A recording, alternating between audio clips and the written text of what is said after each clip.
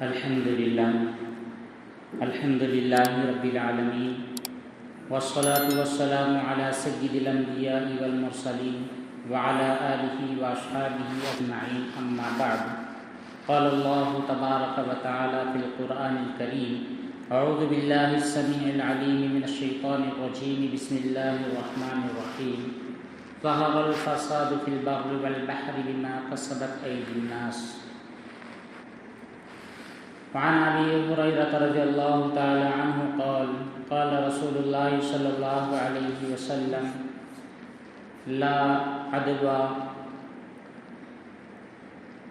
ولا ہامۃ ولا نوء ولا سفر رواہ مسلم۔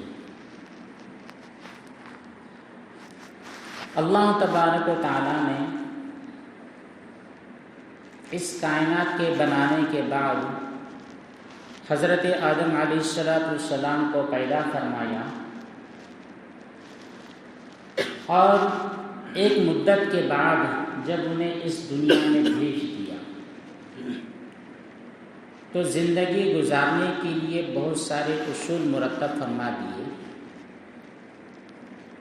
بہت ساری چیزیں ایسی بنا دی کہ اگر انسان ان صفات کو اپنے اندر داخل کر دے تو وہ سب سے عظیم ہو جائے، اور انہی صفات کو مکمل طور سے اپنے اندر سے جدا کر دے تو اس دنیا کا سب سے رذیل انسان ہو جائے، اور انہی تمام صفات میں سے کچھ کو لے کچھ کو چھوڑ دے تو درمیانہ انسان ہو جائے۔ فقہائے کرام نے ان تمام چیزوں کو ترتیب سے بیان کرتے ہوئے نمبر 1 پر رکھا ہے توحید۔ توحید کا مطلب یہ ہوتا ہے کہ جن چیزوں کو اللہ کے نبی اور گزشتہ انبیاء نے وحی الہی کے ساتھ لوگوں کو سمجھا دیا ہے ان تمام چیزوں کے اوپر یقین رکھیں۔ تمام انبیاء کی اور نبی کریم صلی اللہ علیہ وسلم کی مجموعی تعلیم یہ ہے کہ قل لا الہ الا اللہ، سب لوگ یہ کہو کہ اللہ ایک ہے، یہ ہے عقیدہ۔ اسی طرح تمام انبیاء کی اور نبی کریم صلی اللہ علیہ وسلم کی مشترکہ تعلیم خود نبی ہونے کی حیثیت سے یہ ہوتی تھی کہ تم گواہی دو کہ میں اللہ کا رسول ہوں۔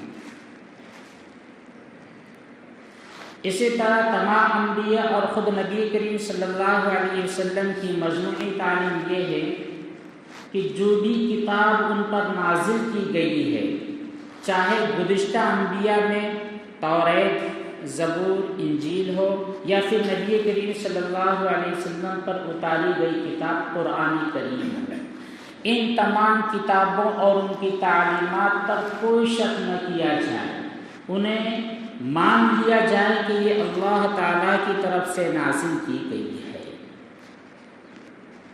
اسی طرح گزشتہ انبیاء اور نبی کریم صلی اللہ علیہ وسلم کی تعلیم کہ جو کچھ ہمارے ساتھ ہو رہا ہے، فیوچر میں جو کچھ ہمارے ساتھ ہوگا، یا پھر ماضی میں جو کچھ ہمارے ساتھ ہو چکا ہے، یہ ہمارا مقدر ہے۔ اسی طرح یہ تعلیم کہ ایک وقت ایسا آئے گا کہ یہ دنیا ٹوٹ پھوٹ کر فنا ہو جائے گی، آسمان کے ٹکڑے ہو جائیں گے اور تمام چیزیں تباہ و برباد ہو جائے گی۔ جس طرح ایک وقت یہ دنیا بسائی گئی تھی، ایک وقت ایسا آئے گا کہ اس دنیا کو ختم کر دیا جائے گا، وہ ہوگا قیامت کا دن۔ تو یہ قیامت کا دن حق ہے، اس بات پر یقین رکھنا۔ تو یہ جو تمام چیزیں عقیدے کے ساتھ متعلق ہوتی ہے انہیں کہا جاتا ہے عقائد۔ تو سب سے پہلا عقیدہ اگر کسی انسان کے دل کا صحیح ہو جائے تو وہ اس دنیا کا سب سے عظیم انسان بن جائے۔ 5 چیزیں کل ایسی ہیں جن کی وجہ سے انسان سب سے بڑا ہو سکتا ہے، اور ویسے بھی ہم دیکھیں گے جنرلی اعتبار سے بھی دیکھا جائے تو ہر انسان کی یہ کوشش ہوتی ہے کہ میں بڑا ہو جاؤں۔ کوئی بھی اپنے آپ کو روحانی اعتبار سے، اقدار اعتبار سے، فزیکلی اعتبار سے بھی اپنے آپ کو نیچا دکھانا پسند نہیں کرتا ہے۔ انسان کی فطرت ہے کہ وہ بلندی کی طرف جائے، کسی بھی اعتبار سے ہو۔ جب عقیدے کا معاملہ ہوتا ہے تب بھی انسان کی کوشش یہی ہونی چاہیے کہ میں عقیدے کے اعتبار سے بلندی پر پرواز کروں۔ دیکھیے نا، اگر ہم واقعتاً ان تمام عقائد کو مانتے ہیں تو پھر ہمارا ایمان کا جو لیول ہوگا وہ اعلیٰ سطح کا ہو جائے گا۔ وہ لیول ہو جائے گا جیسے کہ لیول ہم سے پہلے لوگوں کے ہوا کرتے تھے، ہمارے بزرگوں کے، ہمارے علماء کرام کے، ہمارے اولیاء دین کے، ہمارے صحابہ کرام کے، ہمارے انبیاء کرام کے جو ایمانی لیول ہوا کرتے تھے، ان لیولوں پر اگر ہمارا ایمان پہنچ جائے تو بتلائیے جو رحمتیں، جو اللہ تعالیٰ کی خاص کرامتیں ان کے ساتھ تھی ہمارے ساتھ نہیں ہوگی، واقعتاً ہو جائے گی۔ دوسری چیز یہاں سے آگے بڑھتے ہیں، وہ ہوتے ہیں عبادات۔ جب ایمان کا لیول مکمل ہو جائے گا تو ہمیں توجہ دینی ہے عبادتوں کی طرف، جیسے نماز، روزے، زکوٰۃ، حج، قربانیاں، یہ جو تمام چیزیں ہیں یہ عبادات کے اندر شامل ہوتی ہیں۔ اگر ہم صرف ایمان کو لے کر بیٹھ جائیں، عبادتوں کی طرف توجہ نہ کریں، تب بھی ہم اونچے لیول پر نہیں پہنچیں گے۔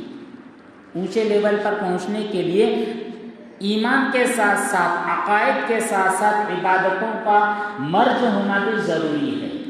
جب ہم اس بات پر یقین رکھتے ہیں کہ ہم کو پیدا کرنے والی ذات اللہ کی ہے تو اس بات کے اوپر بھی عمل کرنا ہوگا کہ اسی ذات نے ہمیں حکم دیا ہے کہ جمعہ کا جب وقت ہو جائے، یا ایھا الذین آمنوا اذا نودی للصلاۃ من یوم الجمعۃ فاسعوا الی ذکر اللہ، تو اس بات کا بھی یقین رکھنا ہوگا کہ اسی ذات نے جس نے ہم کو پیدا کیا ہے، اسی ذات نے جو ہم کو کھلاتا ہے، اسی ذات نے جس نے ہم کو صحت اور تندرستی دی ہے، اسی ذات نے جس نے ہم کو رزق کی فراوانیاں دی ہے، اسی ذات نے حکم یہ بھی دیا ہے کہ جب اذان ہو جائے تو مسجدوں کا رخ کرو۔ جب ان دونوں چیزوں کا مرج ہوگا تو واقعتاً ہمارا جو ایمانی لیول ہے یہ اوپر پہنچ جائے گا۔ اب بس یہی دونوں چیزیں کافی نہیں ہیں کہ ایمان آ گئے الحمدللہ، عبادات آ گئے الحمدللہ، یہی نہیں، یہاں سے اور بھی آگے بڑھنا ہے۔ جب ایمان اور عبادتیں دونوں آپ کے پاس جمع ہو گئی ہیں تو ہم کو اس بات کی بھی کوشش کرنی ہے کہ اوپر ہم کو چڑھانے والی جو چیزیں ہیں ان چیزوں کی طرف دھیان دیں۔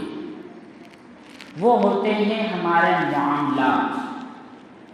مان لیجیے آپ نے اپنا عقیدہ بنا لیا، آپ نے اپنی عبادتیں بھی بنا لی، آپ اللہ تعالیٰ کے اوپر یقین اس قدر رکھتے ہیں کہ آپ کی آنکھوں کے سامنے دنیا ادھر سے ادھر ہو جائے، آپ کا ایمان ڈگمگاتا نہیں ہے۔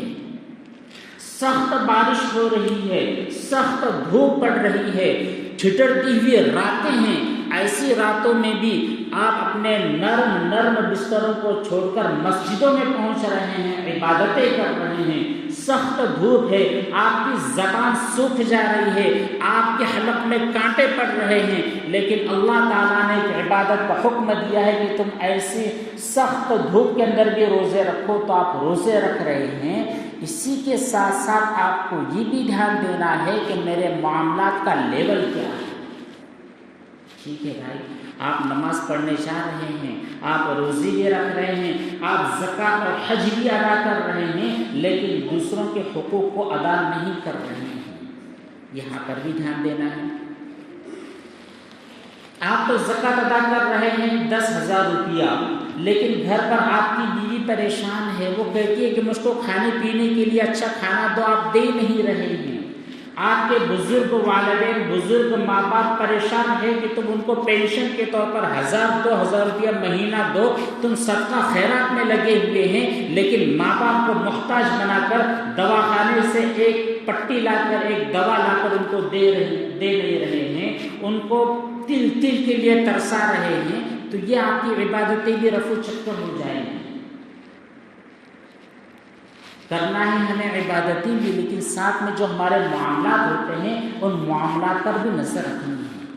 کہیں ہماری وجہ سے کسی کا دل تو نہیں دکھ رہا ہے، کہیں ہماری وجہ سے ہماری بہنوں کے حقوق تو نہیں مارے جا رہے ہیں، ہم حج کے لیے جا رہے ہیں لیکن باپ کی جو پراپرٹی ہوتی ہے جو میراث کے طور پر ہمیں ملی ہے، پورے بھائیوں نے آپس میں مل کر بٹوارا کر لیا، ہڑپ کر لیا اور بہنیں در بدر کی ٹھوکریں کھا رہی ہیں۔ ایسی بات تو نہیں ہے، اس کی طرف بھی دھیان دینا ہے، ورنہ لوگوں کا معاملہ ہم نے اپنی آنکھوں سے دیکھا ہوا ہے کہ لمبی لمبی جو تسبیحات ہوتی ہے، 1000 ناموں والی تسبیحات گھما رہے ہیں، صبح سے لے کر شام تک گھما رہے ہیں اور دوسرے کے حقوق مار رہے ہیں، اپنی شاپ پر بیٹھے ہوئے، دکان پر بیٹھے ہوئے ہیں اور کاٹا مار لے رہے ہیں۔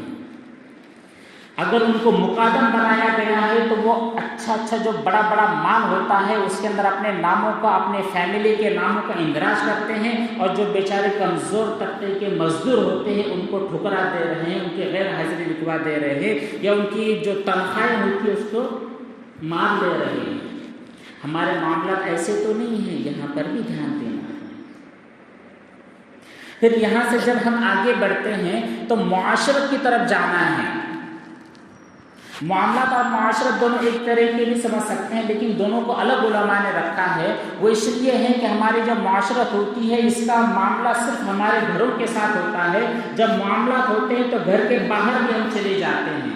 اگر ہم سیاست میں جاتے ہیں، لوگ ہمیں بڑا سمجھتے ہیں، لوگ ہمیں مکھیا سمجھتے ہیں، تو مکھیا ہونے کے اعتبار سے صرف ہمیں سیاسی فائدہ تو نہیں مل رہا ہے، یہ بھی دیکھنا ہے۔ صرف ہم سیاسی فائدہ اٹھا لے رہے ہیں، قوم کا جو فائدہ ہونا چاہیے تھا، ملت کا جو فائدہ ہونا چاہیے تھا اس کو ہم رڈی کی ٹوکرے میں ڈال رہے ہیں، تو یہ بھی ہم ظلم کر رہے ہیں۔ یہاں پر بھی ہمارا جو ایمانی لیول تھا وہ نیچے گر جا رہا ہے۔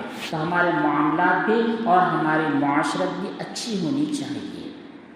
جب یہاں 4 چیزیں کمپلیٹ ہو جاتی ہے تو 5ویں چیز کی طرف بھی ہمیں دھیان دینا ہے، وہ ہے ہمارے اخلاق۔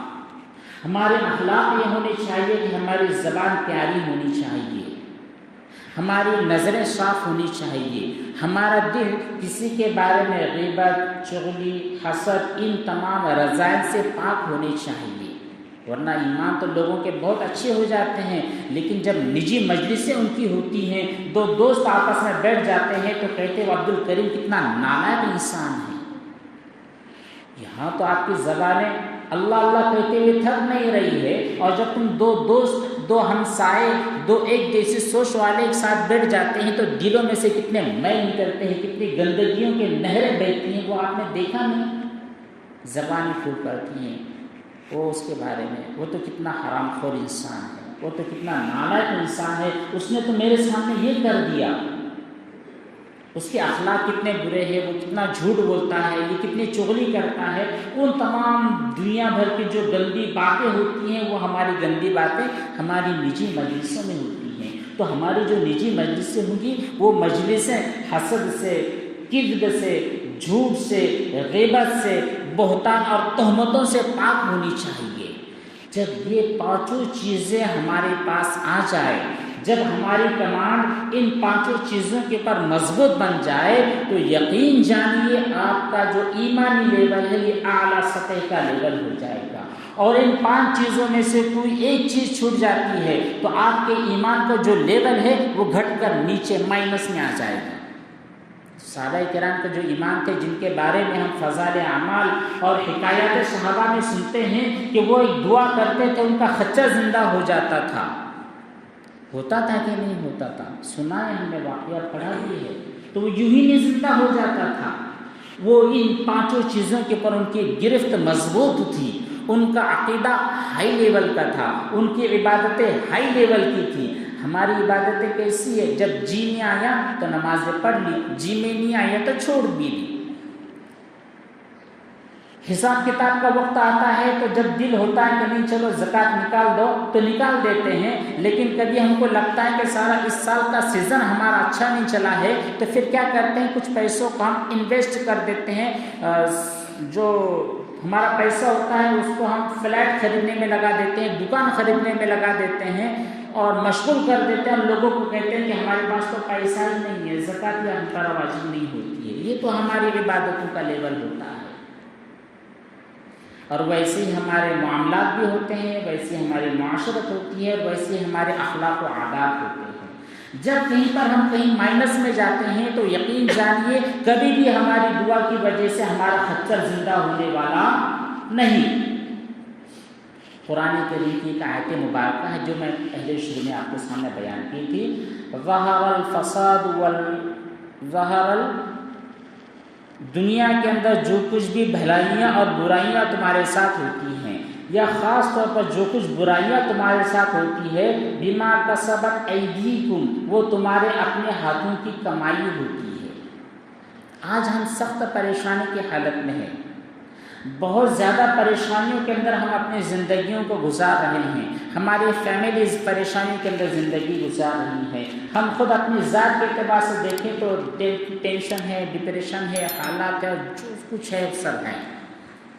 تو یہ سب کچھ اس لیے ہے کہ ہمارا جو لیول ایمان کا ہو سکتا ہے وہ اعلیٰ سطح کا نہیں ہے، بالکل نہیں ہے، کہیں نہ کہیں ہم سے چوک ہو رہی ہے، کہیں نہ کہیں ہم سے بھول ہو رہی ہے۔ ہمارا جو عقیدہ ہے بالکل ڈگمگایا ہوا عقیدہ ہے۔ ابھی دیکھو سفر کا مہینہ شروع ہوا نا، تو اس سفر کے مہینے کے اندر ہمارے بزرگوں کا، ہماری پرانی سوچ رکھنے والے لوگوں کا، ہماری ماں بہنوں کا عقیدہ کیا ہے؟ وہ کہتے ہیں کہ سفر کا مہینہ منحوس ہوتا ہے۔ یہ جو تیرہ تیزی والی باتیں ابھی تک عام ہے، ابھی تک چل رہی لوگوں کی زبانوں پر 13 تیزی کا ہوتا ہے۔ مطلب یہ کہ سفر کے جو 13 دن ہوتے ہیں شروع کے، ان 13 دنوں میں نبی کریم صلی اللہ علیہ وسلم کے اوپر بیماری نے اٹیک کیا۔ یہ مہینہ بڑا منحوس ہے، اس مہینے کے اندر تم کچھ بھی مت کرو، سفر بھی مت کرو، گھومو پھرو مت، باہر مت نکلو۔ عورتوں کو کہا جاتا ہے کہ اپنے سر کے پلو کو نیچے مت گرنے دو۔ تم شادی کرنا چاہتے تو اس 13 دنوں میں مت کرو۔ اور کیا ہے، ایک نحوست والا لوگوں نے اپنے ذہنوں کے اندر وہ رکھ دیا ہے۔ تو کہاں ہے آپ کا عقیدہ؟ جبکہ نبی کریم صلی اللہ علیہ وسلم نے صاف ارشاد فرما دیا۔ حضرت ابو ہریرہ رضی اللہ تعالیٰ عنہ کی حدیث مبارکہ ہے، نبی کریم صلی اللہ علیہ وسلم نے ارشاد فرمایا، لا ہامہ ولا عدوہ ولا طیرہ ولا نوا۔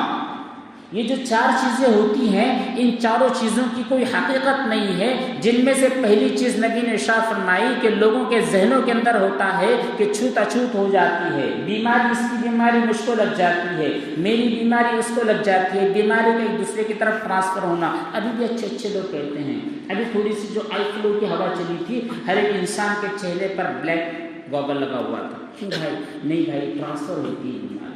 ارے جب نبی کہہ رہے ہیں کہ حامہ کا کوئی تصور نہیں ہے، بیماری ایک سے دوسرے کی طرف ٹرانسفر ہوتی نہیں ہے، کسی کو جزام ہو گیا ہے، کسی کو زکام ہو گیا ہے، کسی کو پیلیا ہو گیا ہے، کسی کو بخار ہو گیا ہے، ارے آپ عیادت کے لیے اسی گھر پر جاتے نہیں ہیں، ایک نحوست والی باتوں کو اپنے دماغ میں ڈال لیا کہ بیماری ایک دوسرے کو لگ جاتی ہے۔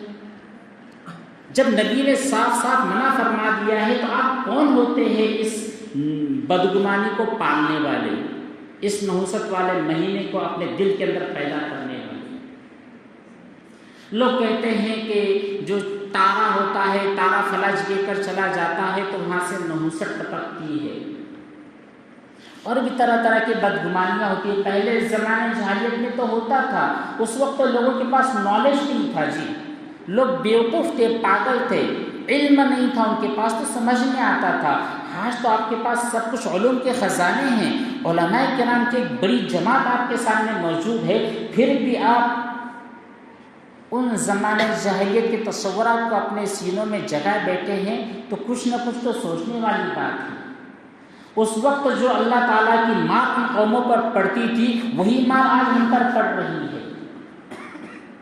طرح کی بیماریاں ہمارے اندر موجود ہے۔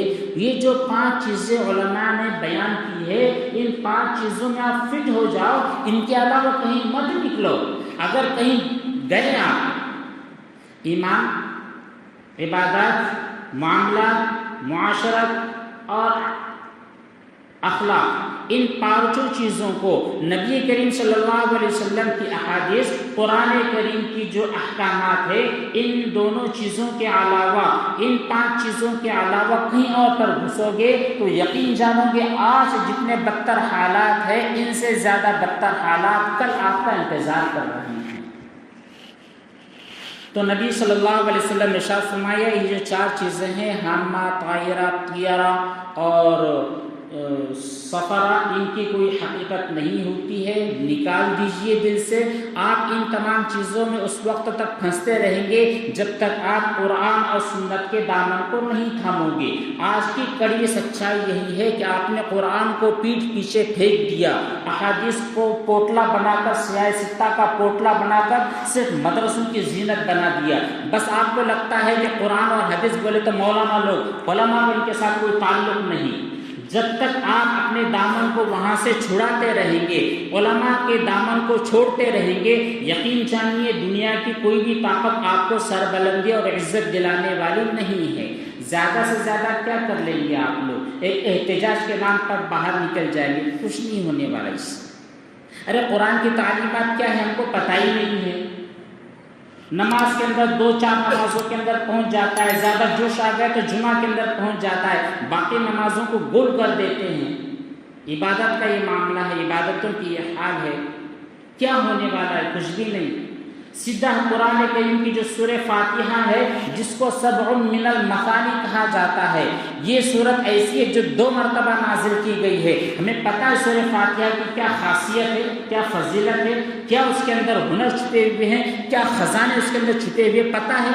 نہیں پتہ ہے۔ 50 سال ہو چکے ہمیں مسجد میں نماز پڑھتے ہوئے، لیکن سورہ فاتحہ کا مقصد کیا ہے ہم کو پتہ نہیں ہے۔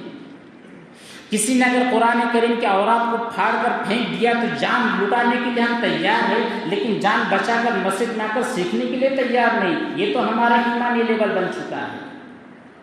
لوگ علماء آپ کے پیچھے دوڑ رہے ہیں، کہہ رہے ہیں کہ آؤ چلو ہم وقت نکالتے ہیں، ہم نے یہاں پر علم حاصل کیا ہے، ہمارے پاس نالج ہے، تم نے اپنے وقت کو قربان نہیں کیا تھا، تم خود عالم نہیں بنے، تم نے اپنے اولاد کو عالم نہیں بنایا، تم خود قرآن کریم سمجھنے کے لائق نہیں ہے، چلو ہم تیار ہیں سکھانے کے لیے۔ لیکن کوئی آتا ہی نہیں جی، کوئی آتا نہیں، کسی کو پڑھی بھی نہیں ہے۔ علماء کہتے ہیں کہ جمعہ کے لیے اللہ تعالیٰ نے کہہ دیا ہے کہ جب جمعہ کی اذان ہو جائے تو کاروبار حرام ہو جاتا ہے، لیکن تم ان کی آواز سنتے ہی نہیں ہو، مسجد میں آتے ہی نہیں ہو۔ ہفتے کے اندر ایک دن تو ہوتا ہے جب اجتماع ہو سکتا ہے جہاں پر قرآن کریم کی 1-2 آیتیں سکھا دی جائیں، لیکن مانتے ہی نہیں ہو۔ کیا مسئلہ ہوگا؟ کہاں سے ہم قرآن سمجھیں گے؟ کہاں سے حدیث کے تقاضوں کو سمجھیں گے؟ پھر ایسے حالات اور پریشانی ہم پر نہیں آئیں گے تو کیا ہوگا؟ پھر کہیں گے آپ لوگ نے چلو ہم تو عوام ہیں، ہم پر تو آنے والی پریشانی، لیکن علماء پر کیوں آ رہی پریشانی؟ وہ کیوں پریشان ہو رہے ہیں؟ وہ کیوں رذیل اور ذلیل ہو رہے ہیں؟ یہ میجورٹی کا مسئلہ ہے۔ میجورٹی کا ہماری امت کی میجورٹی، ہماری امت کا بڑا طبقہ فضولیات میں ہے، چھوٹا سا طبقہ ہے۔ اگر آپ نکالو گے مدرسے میں پڑھنے والے جو طلبہ ہے تو یہ صرف 2% ہے، 98% ابھی بھی فضولیات میں ہیں، 98% گناہ کر رہے ہیں، صرف 2% اچھے کام کر رہے ہیں۔ تو میجورٹی کس کی ہو گئی؟ اچھے لوگوں کی کہ برے لوگوں کی؟ ظاہر بات ہے برے لوگوں کی، قرآن نہ سمجھنے والوں کی، احادیث نہ سمجھنے والوں کی۔ تو اللہ کی طرف سے جو فیصلے ہوں گے 2% کو دیکھ کر نازل ہوں گے کہ 98% کو دیکھ کر نازل ہوں گے؟ بولو بھائی، 98% کو دیکھ کر ہم وقت ہی نہیں نکالتے، نہیں کیونکہ اس ضرورت نہیں ہے۔ خیر بہت ساری باتیں ہیں کہنے والی سننے والی۔ اللہ تبارک تعالیٰ سے دعا فرمائے کہ جو 5 چیزیں بیان کی گئی ہیں، نمبر 1 عبادات ہے، نمبر 2 عقائد ہے، عبادات ہے، نمبر 3 پر ہمارے معاملات ہیں، نمبر 4 پر معاشرت ہے، نمبر 5 پر ہمارے اخلاق ہے۔ یہ 5 چیزیں قرآن اور حدیث کی روشنی میں صحیح اور درست ہو جائے تو اللہ تعالیٰ نے قرآن کریم میں ایک جگہ قسم کھائی ہے، وَأَنْتُمُ الْأَعْلَوْنَ، تم ہی سر بلند رہو گے، تم ہی بادشاہ رہو گے، تمہارے چہرے ہمیشہ کھلکھلاتے ہوئے رہیں گے، تمہارے سر ہمیشہ بلند رہیں گے، کوئی تمہاری طرف ٹیڑھی آنکھ کر کے دیکھنے والا نہیں ہوگا۔ وہاں پر شرط اللہ نے لگائی ہے ان کنتم مؤمنین، اگر تم سچے پکے مومن بن جاؤ۔ اور مومن بننے کے لیے علماء نے ان 5 چیزوں کا تذکرہ کیا ہے جو شروع میں ہی آپ کے سامنے بیان کر دیا گیا۔ تو دعا فرمائیں کہ اللہ تبارک و تعالیٰ ان 5 چیزوں پر ہمیں کمانڈ حاصل فرما دے، قرآن اور حدیث کو سمجھنے والا بنائے، اور یہ جو بدخیالی، بدگمانیاں جو ہوتی ہے، سفر کی جو نوسط ہوتی ہے، سب شیطانی داؤ پیش ہوتے ہیں، ان تمام چیزوں کو چھوڑ دیں۔ ہم جاہل نہیں ہیں، آج کا دور علم کا دور ہے، ٹیکنالوجی کا دور ہے، سمجھداری کا دور ہے، تو ہم سمجھدار بنے، بیوقوف اور پاگل بن کر جاہل اور جاہلیت والے کام ہرگز نہ کرے۔ اللہ تبارک تعالیٰ ہم سب کو عمل کی توفیق بخشے۔ اسی کے ساتھ میں ہماری بدعمالیوں کی وجہ سے، ہمارے برے اعمال کی وجہ سے اللہ تعالیٰ نے، دیکھتے ہیں کہ یہ جو بارش کا موسم چل رہا ہے، لیکن 3 مہینے گزر چکے ہیں، صرف 2 مرتبہ اچھی بارش ہوئی ہے، اس کے علاوہ ہم بارش کی نعمت سے محروم ہو چکے ہیں، جن کی وجہ سے طرح طرح کی بیماریوں کے اندر ہے۔ ہمارے کسان لوگ اپنے کھیتوں کے اندر دانے ڈال چکے ہیں، آسمان کی طرف نظریں پھاڑ کر دیکھ رہے ہیں، بارش ہو نہیں رہی ہے۔ اتنا سمجھنا ہے کہ یہ جو بارش رکی ہوئی ہے 2 چیزوں کی وجہ سے۔ ایک، ہمارا زکوٰۃ کا نظام صحیح نہیں ہے۔ اگر آپ زکوٰۃ دینا روک دو گے، زکوٰۃ کے اندر قطر و بیونت والا کام کرو گے، اللہ تعالیٰ آسمان سے اترنے والی بارش کے نظام کو درہم برہم کر دیں گے۔ پہلی چیز سب کو پتہ ہے۔ دوسری چیز یہ کہ گناہوں کی کثرت ہو جائے گی، تو ہم گناہ میں رات دن گزار رہے ہیں۔ ایک موقع ہے، آج ہم جمع ہوئے ہیں، سب مل کر توبہ کریں، اللہ تعالیٰ سے معافی مانگے اور سچے دل پکے دل سے اقرار کرے کہ اللہ ہم اقرار مجرم، واقعتاً ہم گنہگار ہیں، لیکن تیرے در پر حاضر ہوئے ہیں، اپنے گناہوں کی معافی مانگتے ہیں، اللہ سے معافی مانگے۔ کثرت سے اللہم اسقنا غیثا مغیثا، یہ دعا ہے، اس دعا کو پڑھتے رہے۔ اور علماء کرام کے مشورے سے 3 دن صلاۃ استسقاء یعنی استسقاء کی نماز کو پرگاؤں شہر کے اندر ادا کی جائے گی، اتوار، پیر، منگل، یہ 3 دن طے کیے گئے ہیں۔ تینوں دن نماز کا وقت 11 بجے کا ہوگا۔ نماز کی جگہ نئی عیدگاہ 105 والی جو عیدگاہ ہے وہاں پر ہماری جو پوری بستی ہے، ہمارا جو پورا شہر ہے، وہاں پر 100% پہنچنے کی کوشش کرے۔ کیا ہمارا چھوٹا، کیا ہمارا بڑا، بزرگ، نوجوان، سب آدمی اپنے کام کو چھوڑ کر، سب چیزوں کو آگے پیچھے، دکان بند کرنے کی اگر نوبت آئی بند کر دو، وہاں پر پہنچو۔ 3 دن پہنچیں گے انشاءاللہ، اتوار، پیر اور منگل، 11 بجے کا وقت رہے گا، پہنچنا ہے۔ 1 گھنٹے کے اندر اللہ تعالیٰ کے سامنے ہم عبادتیں کریں گے اور روئیں گے، گڑ گڑائیں گے، اپنے گناہوں کی معافی مانگیں گے، اس امید کے ساتھ کہ اللہ ہمارے گناہوں کو معاف فرما دے اور اپنی باران رحمت کا نزول فرما دے۔ اللہ تعالیٰ ہم سب کو عمل کی توفیق بخشے۔ وآخر دعوانا ان الحمد للہ رب العالمین۔